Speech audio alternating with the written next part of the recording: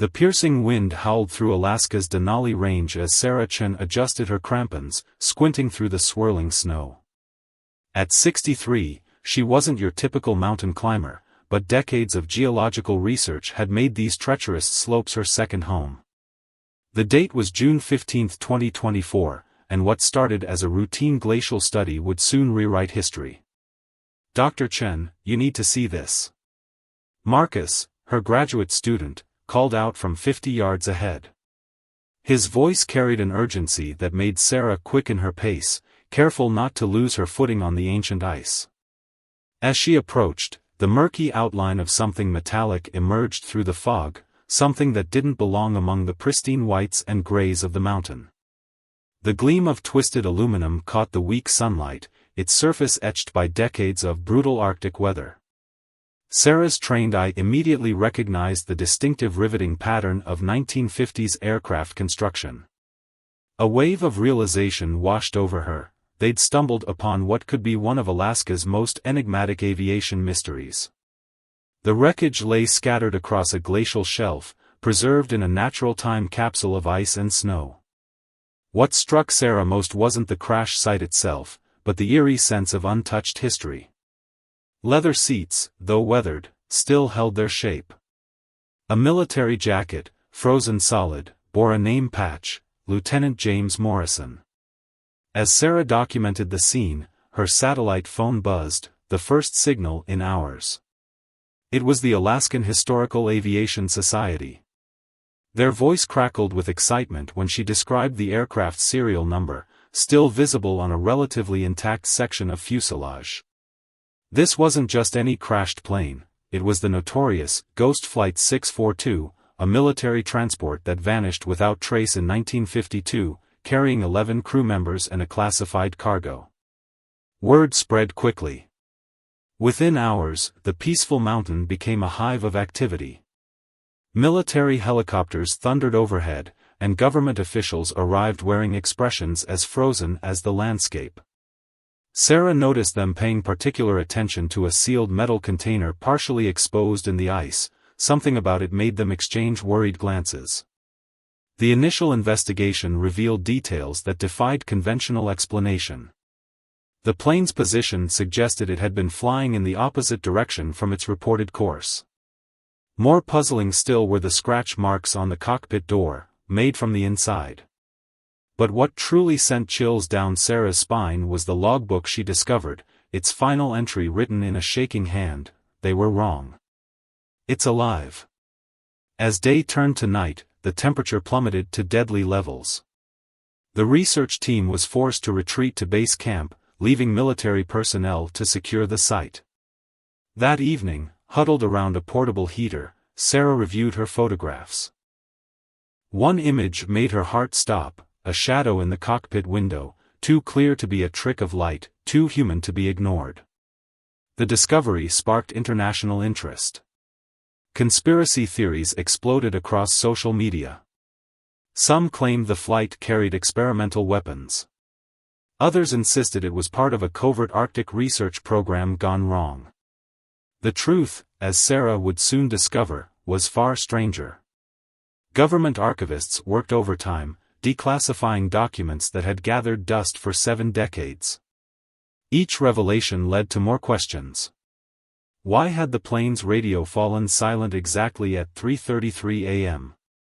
What explained the high levels of radiation detected around the cargo hold? And most disturbing of all, why did all 11 crew members have their service records redacted just days before the flight?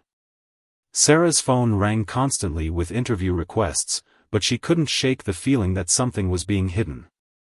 Late one night, she received an anonymous email containing a single photograph, the same plane, taken in 1951, showing 12 crew members, not 11. The 12th face had been scratched out. The story took an even darker turn when Marcus disappeared.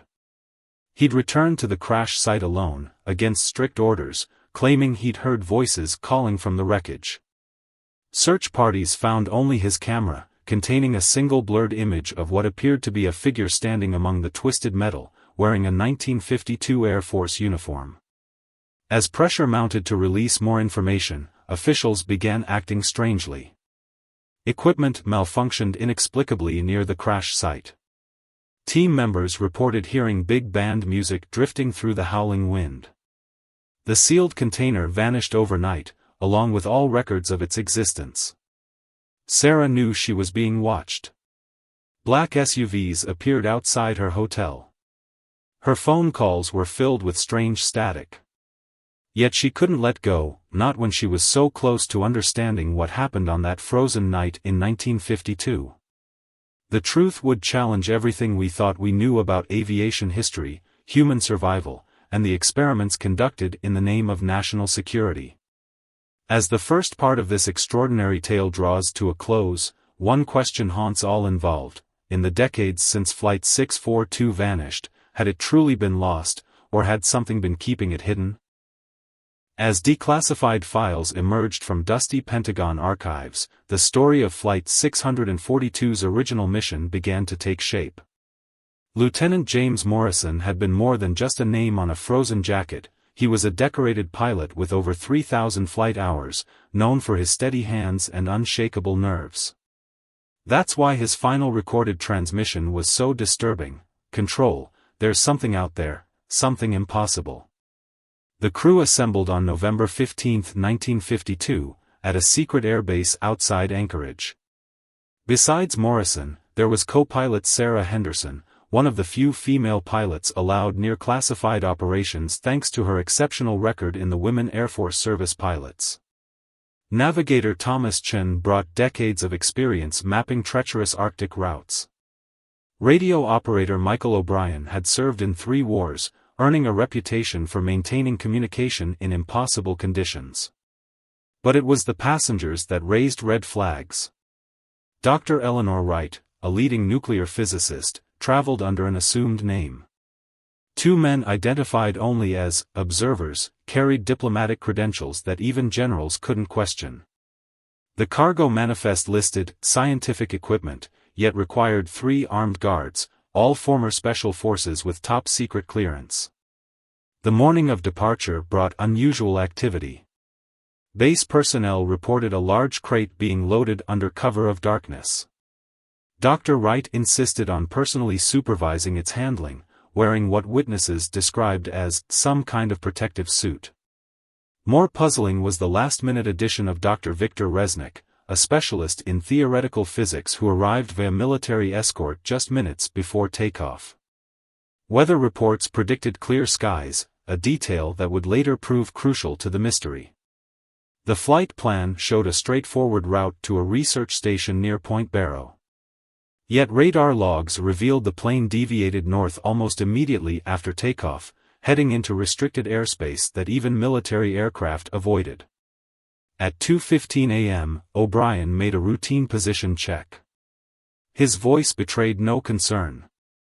At 2:45 a.m., he requested weather updates, noting unusual atmospheric interference. The next transmission, at 3:12 a.m., contained something that sensors had tried to erase, the sound of what experts would later describe as mechanical humming, unlike any known aircraft engine. The final half-hour of Flight 642's journey unveiled a cascade of anomalies. Temperature sensors on the ground recorded a sudden 20-degree spike in the aircraft's vicinity. The plane's electrical system experienced complete failure, then inexplicably reactivated. Most chilling were the fragments of internal cockpit conversation picked up by the radio. "It's affecting the instruments. Dr. Wright, you need to shut it down now. The container, it's breached. My God, look at the lights." The last official transmission came at 3:33 a.m.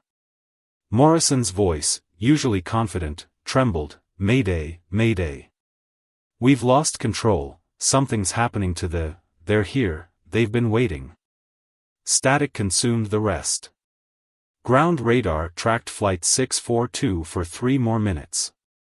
The plane's signature spiraled erratically, climbing to impossible altitudes before disappearing completely.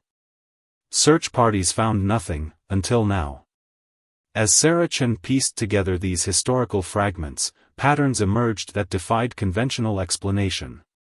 Every crew member had undergone classified medical examinations weeks before the flight. Dr. Wright's personal notes, recently discovered in a Virginia warehouse, mentioned experiments with transdimensional resonance and temporal displacement fields. The most disturbing revelation came from Henderson's personal diary, found among her effects at the crash site. The final entry, dated the morning of the flight, read, "They chose us carefully. Each of us has seen things we can't explain. Now they want us to fly through something they won't explain. God help us all." Military records showed unusual solar activity that night. Declassified Soviet documents revealed their radar stations tracked an unidentified object pacing Flight 642 before its disappearance. Native Alaskan elders spoke of ancient stories warning of doors in the sky near where the plane vanished. Dr. Resnick's presence raised particular questions. His later work, heavily redacted, referenced temporal anomalies and dimensional boundaries. 3 days after Flight 642's disappearance, he vanished from a secured facility, leaving behind a single note: "They succeeded." But success was never the goal. The investigation uncovered a web of connected mysteries. Similar atmospheric phenomena had been reported in the area since the 1800s. Other aircraft had disappeared briefly, only to reappear with their crews describing missing time. The region sat at the intersection of magnetic anomalies that scientists still couldn't explain. As Sarah dug deeper, she found photographs of the crate being loaded onto Flight 642. Enhanced imaging revealed markings matching those found in ancient caves hundreds of miles from the crash site, markings that seemed to depict doorways between worlds. The true purpose of Flight 642's mission remained elusive, but one thing became clear: the 11 souls aboard that aircraft hadn't been chosen by chance. Each carried secrets, each had encountered something beyond explanation, and each had been deemed psychologically prepared for extreme paradigm shifts, according to their classified profiles.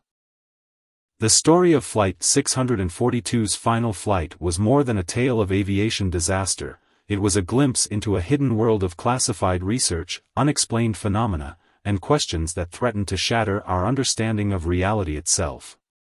As Sarah Chen would soon discover, finding the wreckage wasn't the end of the mystery, it was merely the beginning of a much darker truth. The search for answers at the crash site began in earnest as dawn broke over the Denali Range. Sarah Chen assembled an elite team: Dr. Marcus Rodriguez, a forensic archaeologist, Dr. Hannah Kim, an expert in materials preservation, and James Blackwood, whose decades of experience recovering aircraft from extreme environments made him invaluable. What they couldn't know was how their lives would intertwine with the mysteries of Flight 642. The operation faced immediate challenges. Standard equipment malfunctioned within 100 yards of the wreckage. Compasses spun wildly, GPS signals scrambled, and electronic devices drained their batteries within minutes. More disturbing were the dreams. Every team member reported identical nightmares of falling through endless Arctic skies while big band music played in the distance. The military maintained a perimeter, but their presence seemed focused on containing something rather than protecting the site. Sarah noticed their radiation detectors, far more sophisticated than standard equipment. When questioned, the soldiers maintained blank expressions, but their hands never strayed far from their weapons. The first breakthrough came while examining the cockpit. Hannah discovered a hidden compartment beneath the pilot's seat, containing a leather-bound journal. The pages, perfectly preserved by the cold, held Lieutenant Morrison's personal observations. His final entry described shadows moving against the aurora and voices speaking backwards through the radio. More telling was a series of coordinates that didn't match any known mapping system. Dr. Rodriguez's analysis of the wreckage revealed inexplicable anomalies. Metal fragments showed signs of exposure to temperatures hot enough to melt titanium, yet surrounding materials remained intact. Impact patterns suggested the plane had crashed from directly above, as if it had fallen straight down from an impossible height. The team's most significant discovery came 3 days into the excavation. Behind a panel warped by extreme cold, they found a device unlike anything they'd seen. About the size of a briefcase, it combined vacuum tube technology with components that seemed decades ahead of their time. Dr. Kim's preliminary analysis suggested it was designed to measure or perhaps manipulate something she called quantum displacement. But the sight seemed to resist investigation. Equipment failures increased. Team members experienced lost time, minutes or hours they couldn't account for. Strange lights danced across the glacier at night, forming patterns that matched symbols found etched into the plane's fuselage. The military's attitude shifted after they recovered a sealed canister from the cargo hold. Within hours, personnel in hazmat suits descended on the site. Sarah managed to photograph the canister's markings. They matched classified documents about something called Project Threshold, a 1950s experiment in what was termed dimensional resonance. As the team delved deeper, personal tensions surfaced. Hannah began speaking in her sleep, in perfect Russian. Marcus developed an obsession with the cockpit voice recorder, playing its static-filled recordings backwards for hours. James Blackwood, the most experienced among them, simply vanished one morning, leaving behind his notebook filled with increasingly erratic calculations. The atmosphere grew heavier with each passing day. Team members reported seeing figures standing at the periphery of their vision, figures in 1950s military uniforms that disappeared when directly observed. The temperature dropped far below seasonal norms, forming ice crystals in impossible patterns that Dr. Rodriguez swore were trying to communicate. Sarah's satellite phone received a call from a number that hadn't been in service since 1952. Through the static, a voice matching Lieutenant Morrison's recordings warned, "Don't let them open it again. Some doors should stay closed." The call registered as lasting 6 hours, though Sarah experienced it as only minutes. The investigation took a darker turn when they discovered the body. Perfectly preserved in the ice, wearing a flight uniform with no identifying marks, the corpse couldn't be matched to any of Flight 642's known crew members. More disturbing was the autopsy report. The body showed signs of having aged decades in minutes. As pressure mounted to conclude the excavation, Sarah realized they faced a choice: pursue the truth wherever it led, or accept the sanitized explanation authorities were preparing to release. The decision was made for them when Dr. Kim decoded the symbols on the fuselage. They weren't identification markings, but mathematical equations describing what she called temporal displacement fields. The military's response was immediate and overwhelming. The site was declared a restricted area, citing environmental hazards. Teams and specialized equipment began dismantling and removing pieces of wreckage. Sarah managed to smuggle out copies of their findings, but at a cost. Her academic credentials were mysteriously revoked, and Marcus's family reported him missing. The search for truth had become a journey into the impossible, where the laws of physics bent and time itself seemed to ripple around the twisted remains of Flight 642. Strange lights danced across the glacier at night, forming patterns that matched symbols found etched into the plane's fuselage. The military's attitude shifted after they recovered a sealed canister from the cargo hold. Within hours, personnel in hazmat suits descended on the site. Sarah managed to photograph the canister's markings. They matched classified documents about something called Project Threshold, a 1950s experiment in what was termed dimensional resonance. As the team delved deeper, personal tensions surfaced. Hannah began speaking in her sleep, in perfect Russian. Marcus developed an obsession with the cockpit voice recorder, playing its static-filled recordings backwards for hours. James Blackwood, the most experienced among them, simply vanished one morning, leaving behind his notebook filled with increasingly erratic calculations. The atmosphere grew heavier with each passing day. Team members reported seeing figures standing at the periphery of their vision, figures in 1950s military uniforms that disappeared when directly observed. The temperature dropped far below seasonal norms, forming ice crystals in impossible patterns that Dr. Rodriguez swore were trying to communicate. Sarah's satellite phone received a call from a number that hadn't been in service since 1952. Through the static, a voice matching Lieutenant Morrison's recordings warned, "Don't let them open it again. Some doors should stay closed." The call registered as lasting 6 hours, though Sarah experienced it as only minutes. The investigation took a darker turn when they discovered the body. Perfectly preserved in the ice, wearing a flight uniform with no identifying marks, the corpse couldn't be matched to any of Flight 642's known crew members. More disturbing was the autopsy report. The body showed signs of having aged decades in minutes. As pressure mounted to conclude the excavation, Sarah realized they faced a choice: pursue the truth wherever it led, or accept the sanitized explanation authorities were preparing to release. The decision was made for them when Dr. Kim decoded the symbols on the fuselage. They weren't identification markings, but mathematical equations describing what she called temporal displacement fields. The military's response was immediate and overwhelming. The site was declared a restricted area, citing environmental hazards. Teams and specialized equipment began dismantling and removing pieces of wreckage. Sarah managed to smuggle out copies of their findings, but at a cost. Her academic credentials were mysteriously revoked, and Marcus's family reported him missing. The search for truth had become a journey into the impossible, where the laws of physics bent and time itself seemed to ripple around the twisted remains of Flight 642. Strange lights danced across the glacier at night, forming patterns that matched symbols found etched into the plane's fuselage. The military's attitude shifted after they recovered a sealed canister from the cargo hold. Within hours, personnel in hazmat suits descended on the site. Sarah managed to photograph the canister's markings. They matched classified documents about something called Project Threshold, a 1950s experiment in what was termed dimensional resonance. As the team delved deeper, personal tensions surfaced. Hannah began speaking in her sleep, in perfect Russian. Marcus developed an obsession with the cockpit voice recorder, playing its static-filled recordings backwards for hours.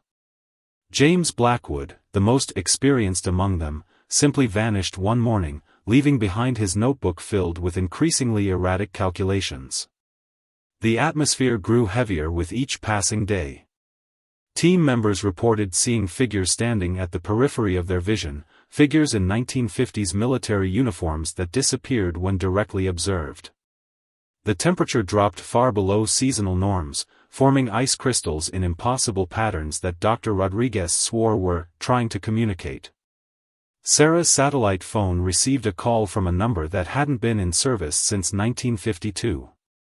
Through the static, a voice matching Lieutenant Morrison's recordings warned, "Don't let them open it again. Some doors should stay closed."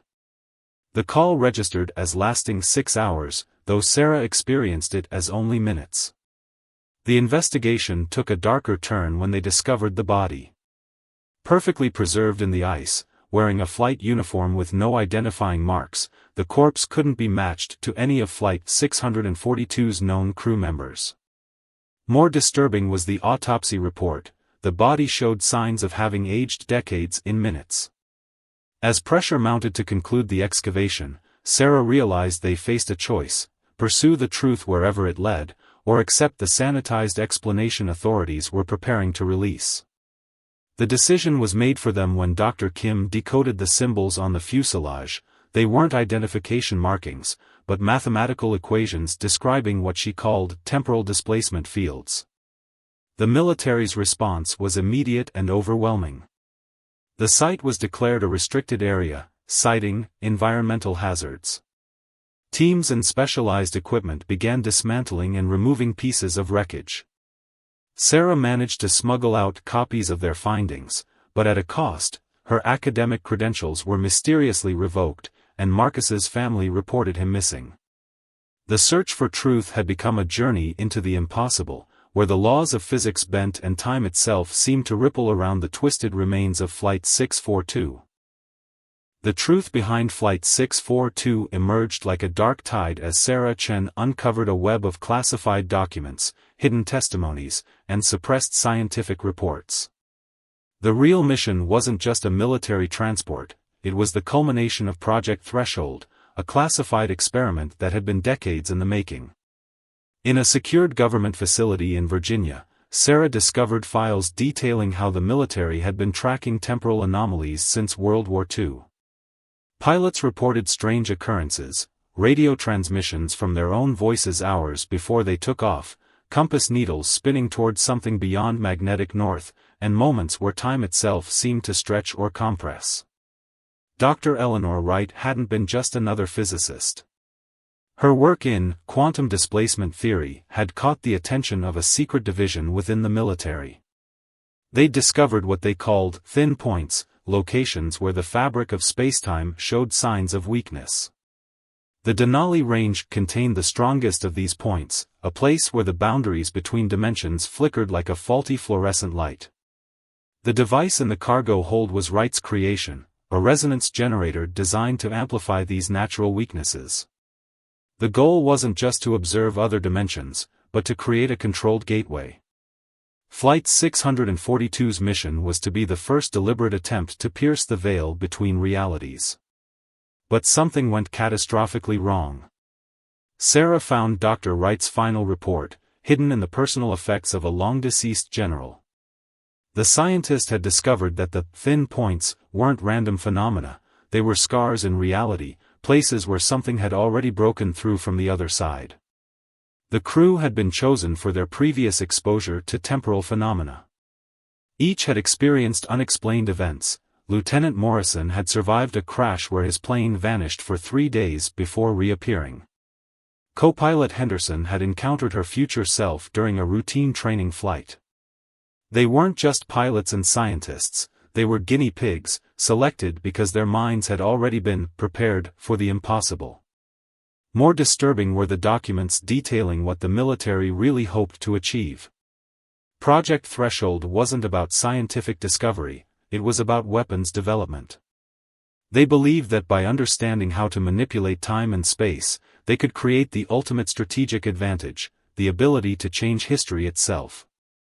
Sarah's investigation led her to a nursing home in Arizona, where she found Thomas Chen, the navigator's grandson. He shared a letter his grandfather had written but never sent, describing what he saw through the plane's windows in those final moments, reality peeled away like old wallpaper. I saw every possible version of our flight, ones where we landed safely, ones where we never took off, ones where we've been flying through that eternal night for 1,000 years.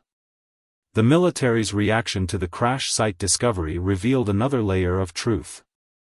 They weren't there to recover artifacts, they were containing a breach. The plane's disappearance had torn a hole in spacetime, and for 70 years, something had been slowly seeping through. The strange phenomena around the site weren't side effects of the crash, they were symptoms of an ongoing dimensional collapse. Dr. Kim's final analysis of the resonance generator proved what they had all begun to suspect: it was still active. The device hadn't failed, it had worked too well, creating a permanent connection between multiple time streams. The crew of Flight 642 hadn't just crashed, they had become quantum entangled across countless realities. Sarah found herself at the center of a cover-up spanning 7 decades. Phone calls were intercepted, evidence disappeared, and witnesses fell silent. But she had something they couldn't erase: the truth encoded in time itself. The artifacts from the crash site continued to shift between states of temporal flux, each one telling fragments of a story that existed across multiple timelines. The most chilling revelation came from a deathbed confession of one of the original Project Threshold scientists.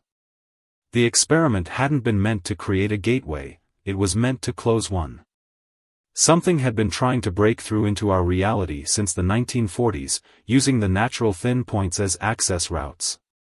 Flight 642's mission was a desperate attempt to seal these breaches before whatever waited on the other side could fully manifest.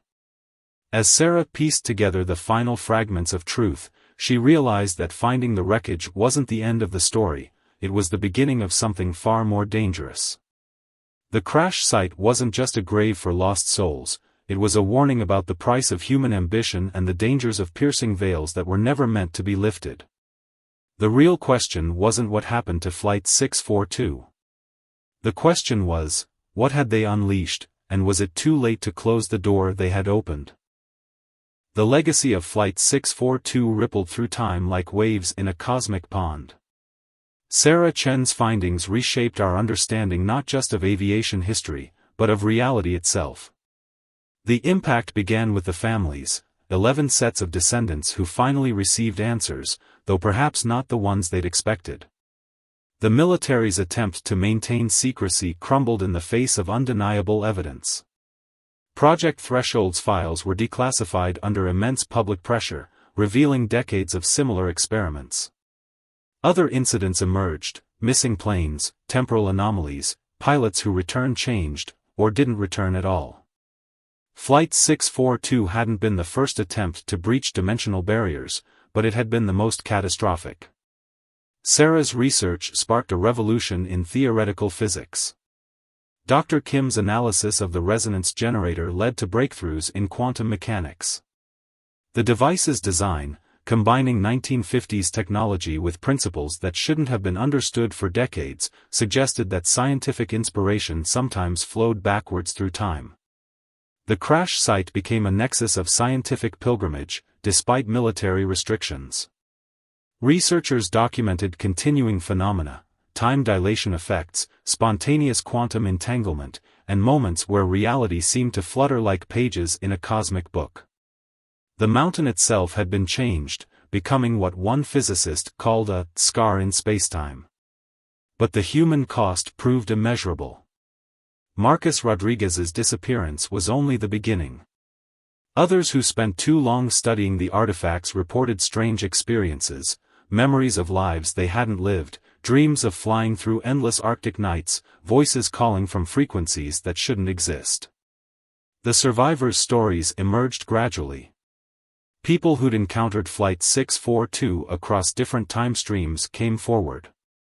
A hiking guide who'd seen the plane flying over modern Denali, its 1950s markings pristine. An elderly woman who claimed she'd been there when it landed safely, in a version of 1952 that no longer existed. Each account added another facet to a mystery that transcended traditional investigation. Dr. Eleanor Wright's theories gained posthumous validation. Her warnings about the dangers of dimensional tampering proved prophetic. The thin points she'd identified worldwide began showing increased activity. Time behaved strangely near these locations, watches ran backwards, people reported meeting themselves, reality flickered between possibilities. The military established Project Legacy to monitor these sites. Sarah found herself recruited as a civilian consultant, her expertise in temporal archaeology, a field that hadn't existed before Flight 642's discovery, becoming crucial to understanding the growing phenomenon. The boundaries between dimensions were weakening, and the crash site was only the most visible symptom. The international response transformed aviation. New instruments were developed to detect temporal anomalies. Flight routes were adjusted to avoid known thin points. But these changes couldn't prevent what was already happening, the slow bleeding of other realities into our own. Memorial services were held in multiple decades simultaneously, a fitting tribute to crew members who now existed across several time streams. Families reported dreams of conversations with loved ones who spoke of endless flights through aurora-lit skies. Some claimed these weren't dreams at all, but moments where the dimensional barriers grew thin enough for contact. Sarah's final report, published simultaneously in scientific journals and classified military documents, outlined the true scope of Flight 642's legacy. The plane hadn't just crashed, it had become a linchpin holding multiple realities together. Its wreckage served as both warning and beacon, a reminder of humanity's reach exceeding its grasp. The resonance generator was sealed in a specialized facility, but its effects couldn't be contained. Reality had been changed at a fundamental level. Time travelers weren't visiting from the future, they were bleeding through from parallel presents, drawn to the weakening boundaries between dimensions. As the decade drew to a close, new questions arose. The temporal distortions were spreading, slowly but measurably. Each thin point identified by Dr. Wright had become a potential gateway. The military's original fear, that something waited on the other side of these dimensional veils, gained renewed urgency. Sarah Chen's last expedition to the crash site revealed the ultimate truth: Flight 642 hadn't failed in its mission to bridge dimensions. It had succeeded too well, creating not just a door but a permanent intersection between realities. The crew weren't victims of a crash, they were pioneers who discovered that some boundaries weren't meant to be crossed, or perhaps, that crossing them was an inevitable step in human evolution. The legacy of Flight 642 wasn't just about lost souls or classified experiments. It was about humanity's first stumbling steps into a larger reality, where time wasn't a river but an ocean, and where the lines between what was, what is, and what could be had begun to blur. The question that haunted Sarah wasn't whether they'd found the truth about Flight 642, but whether any single truth could exist in a reality that had become indefinitely multiple. As the world grappled with these revelations, one thing became clear: the discovery of Flight 642's wreckage hadn't ended a mystery, it had begun one that would challenge our understanding of reality for generations to come.